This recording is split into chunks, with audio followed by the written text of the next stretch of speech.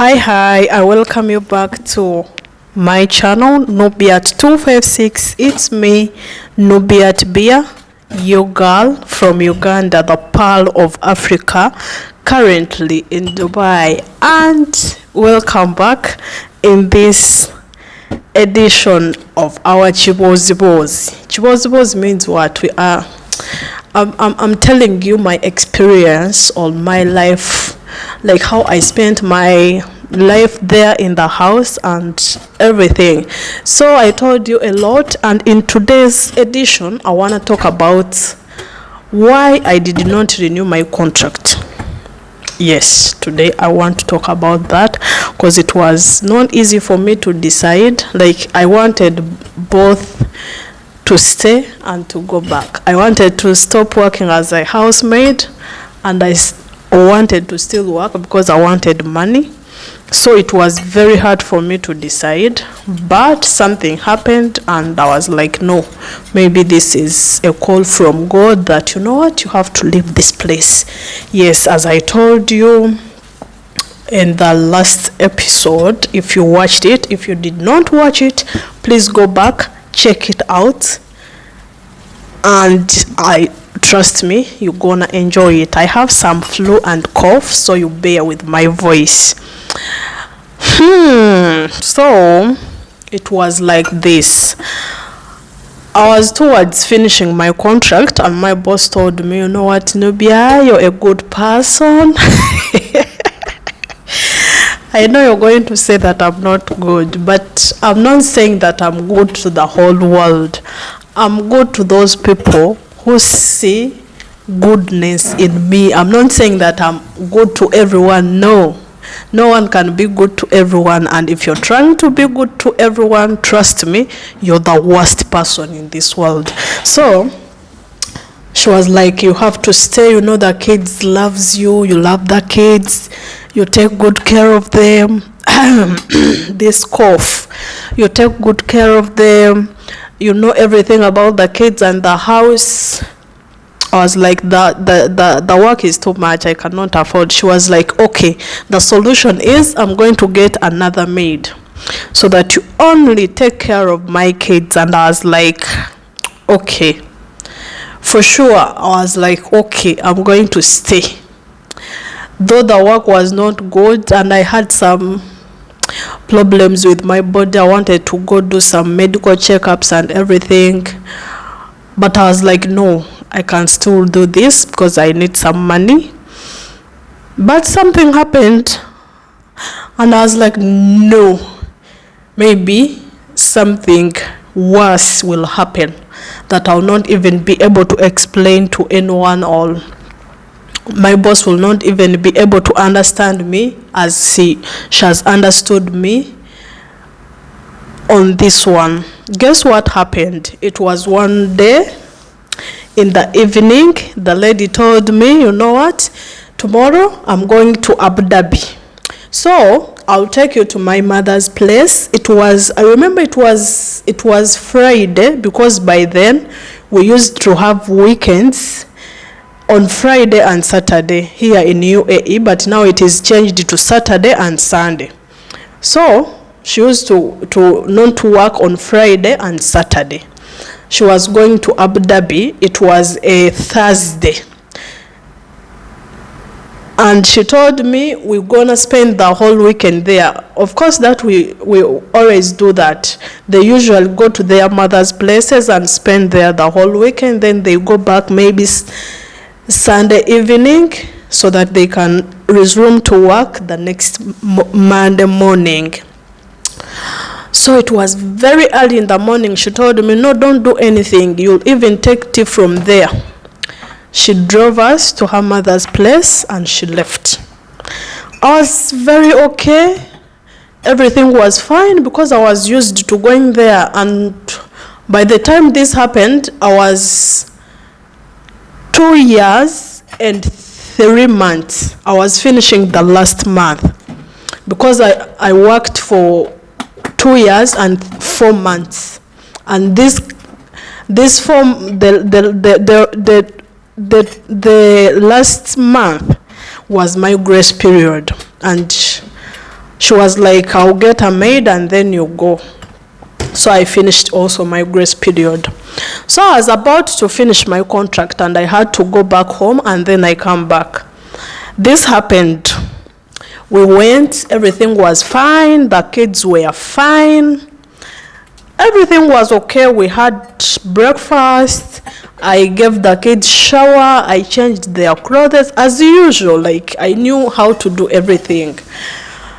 Oh, and in that house, they had two kids also, but there were, like, one was 3 years, like 4 years, another one was like 6. A boy and a girl. And I had 2. One was 2 years and another one was 1 year. So we had breakfast. We were there with the kids, playing with the kids and everything.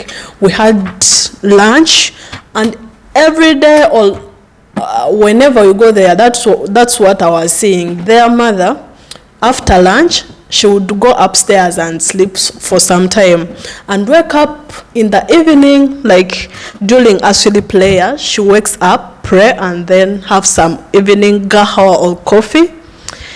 So it was the same thing as always. She told me, Nubi, I'm going upstairs, so please come and see the kids if you're done eating. I was done and I came. It was summertime. We could not go outside, so I locked the doors and we stayed in the living room. They were playing, and I was there with this kid of 1 year. So they called me, Nubia, you know what? Maitha, the girl was called Maitha. By the way, I miss her so much. Yes, I miss them so much. It took me a lot of time for me to get used to it, that I cannot now see those kids. It took me a lot of time because I had bonded with them. So Maitha has broken this mirror. Okay, I went to the kitchen. I got the brush. I came to sweep off the broken mirrors, because that is the Sobolo Basala. So I was like, okay.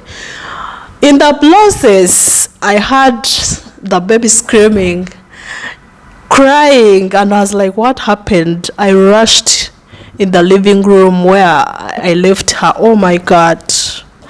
You don't even want to hear what had happened.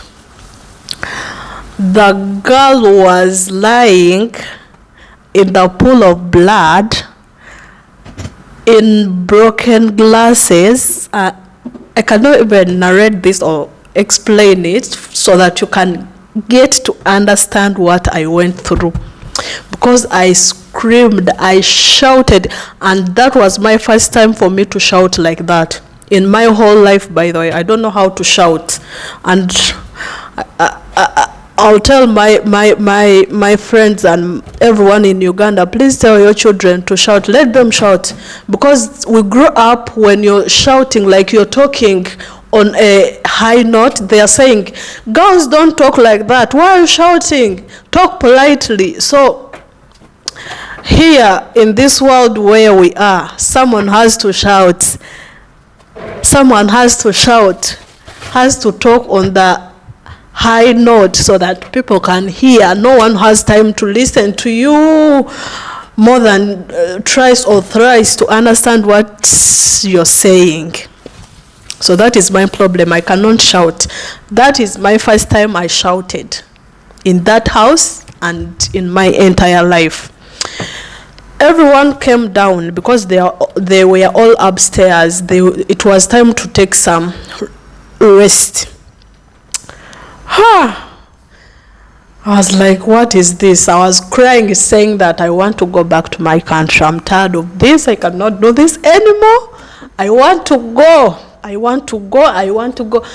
The girl, I think there was a table. It was a glass table, but it was that glass. We used to just place it on the stand. So maybe she stood up on it and held it, then it fell, and she got a cut, a deep big cut. on her eye, like this upper part of the eye. The blood was, it was like a river. And everyone came down. No one wanted to touch the kid because it was everyone was scared, and I had to take care of the kid because it was my responsibility. I held her, I went to the fridge, I got ice, I put in the cloth, I put her so that we can stop the blood. They were taking videos, they were taking photos and sent to mom, to the mother and the father. Good thing Baba was not far because we were not living very far from them. They called and he came, took the girl to the hospital with her grandma. But you know what? I always say this, that it has been God always, because for me, I cannot explain. It is not that I undermine people or what, but it is very hard for me to explain something. I sometimes fail and just keep quiet and let someone think whatever she or he wants to think. Because there are some people you're trying to explain and they don't want to understand. So if I get to understand that you will not understand me, I will not explain. That was the problem with my boss. For me, I thought they will not understand me, and I was ready not to explain to them anything, that all this and this happened. I was like, okay, let anything happen. So when they took her to the hospital, I rushed to my phone. I talked to my family, my friends. I was like, if she comes back, I'm going to tell her buy me a ticket, I want to go. My sister told me, no, my dear, don't tell her you want to go, because if you tell her, she will think you did it intentionally because you want to go. Then I was confused. I was crying, saying, I want to go. They have told me, don't tell her you want to go. She'll be annoyed and disappointed because she wants you to stay. I was like, what should I do? I went to the prayer and talked to my God. Say, you see, this has happened. I don't know what to do. Let me wait for what you decide for me. The lady came back in the evening. No, before she came back, they came back from the hospital with the girl. And Baba asked me, Nubia, what happened? It was evening time then. Then we went outside. You remember, I had 2 kids plus these 2 living in that house. We went outside. So they found us there outside. When he asked me, the kids answered him. It was like this, blah, blah, blah. ABCD happened. Mimi, the girl was called Mimi. We called her, we used to call her Mimi, but she's Mariam. Mimi did this. Maitha broke the mirror. Nubia went to remove the mirror. Then Mimi, this. That helped me. Then, even when the madam came, the kids told her, this happened. Everyone coming. Mimi this, Maitha this, Nubia this. Remember, we spent there the whole weekend. That was 4 days, because we went on Thursday, Friday, and Saturday. We went back home Saturday evening, because on Sunday, Mama had to go back to work. Remember, I told you we used to have weekends here on Friday and Saturday. Sunday was a working day by then. So that helped me, because even the lady never asked me that, Nubia, what happened? And I did not say anything. But when she came back, I just gave her her kids and went in the house, the maid's room. Locked myself there. I kept quiet. I said, let anything happen, because I cannot stop anything now. What has happened. Even if it is me, I find my kid in that condition, no one will explain to me. So I was like, okay, let them prepare my grave. Okay. I had someone knocking, and I was like, it is the end of this is the end of me. The lady called me and told me, Nubia, come take Maitha to sleep. Maitha was the elder girl. I took her and I told her, this is what the only thing I said, I'm sorry for what happened to the kid. It was not intentional, it was an accident. Before I even say it was an accident, the lady said, no, Nubia, I know it was an accident. You cannot do this to the kid. I know you. I said, So when we went back home, she told me, she came in the kitchen and asked me, because I know they had already told her that Nubia said, don't want to work anymore, want to go back to her country. She said, Nubia, do you want to go back to your country or do you want to renew the contract? I said, no, I want to go back to my country. She asked me, is it because of what happened that you want to go? I said, yes. I have too much pressure. I have work. You know the work I have. I have to cook. I have to iron. I have to clean. I have to take care of the 2 girls. I have myself also. I'm losing myself. I'm going crazy. I cannot. The girls are becoming very stubborn. I cannot manage them alone. She told me, I had told you I'm going to get another maid. I told her, yes, that is there, but still you knew I wanted to go for some medication. So I have to go, but don't buy for me a return ticket, because I don't want to waste your money. I will go there, go for medication, know if I'm good to come back to work, then I'll contact you. But I knew she could not wait for me. And deep inside me, I had decided that I cannot do this anymore, because I got so scared. It was a very, very scary moment for me that had never happened to me before. And she told me, okay, be here this month. That was the grace period for me, 1 month, as I'm looking for someone to replace you. But trust me, she never got someone before I leave. Another day I left.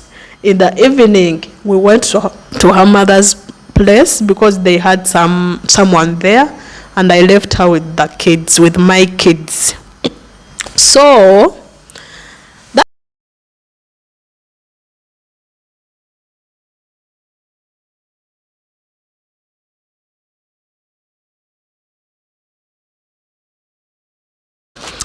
that is how I failed to renew my contract, but I was very ready to renew my contract and work more 2 years, and then I go back home. And she was very good. She was increasing my salary without me even knowing. She comes and says, Nubia, you know what? I'm increasing your salary this month. She was a very good person. I'm telling you, she's still good. But that forced me not to renew the contract, not because the family was bad, but that was it. I thought deep inside me that I can no longer take care of the kids. Yes, because trust me, taking care of the kids is very, very, very difficult. It is not something easy. It is not something easy. And trust me, if I get to find a job that I have to take care of the kids, even if they are paying. And this is the end of today's edition. If you was working as a housemaid and you failed to renew your contract, what forced you not to renew your contract? If you was like me, you still need the job, but the situation cannot allow you. What made you not to renew your contract? Tell me in the comment section down there, and we laugh muko. Thank you for watching. It's me, Nubiat Bia, on Nubiat256. I love you. Subscribe, like, comment, and share to your friends and family. I love you. Bye. I've not been showing you when I'm cleaning balcony because it is very hot. Very, very hot. Just like you can see, I'm sweating. Hey.